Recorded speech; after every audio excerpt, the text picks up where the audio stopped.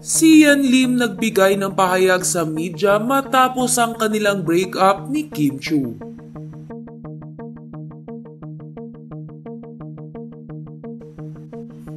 Halatang umiiwas na mapag-usapan ni kapuso actor si Yan Lim ang kamakailan nilang pag-amin ni Kim Chiu na break na sila.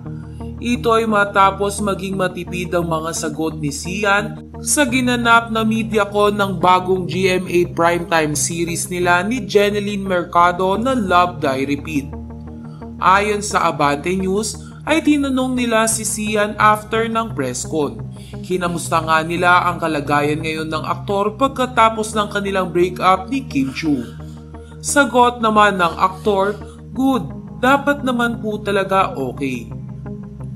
Natanong din nila si Sian Lim kung open ito na maulit ang pagmamahalan nila ni Kim Chiu, gaya ng nakalagay sa titulo ng kanilang serye ni Jeneline Mercado.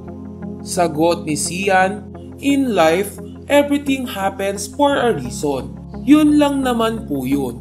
Hindi man umulit o umulit man, everything's gonna happen for a reason. So we just have to move forward, kung ano man po yun."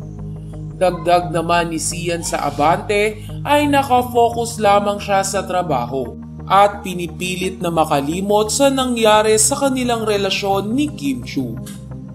Samantala, wala pang tugon si Chinita Princess Kim Chiu sa mga pahayag na ito ni Sian Lim sa media.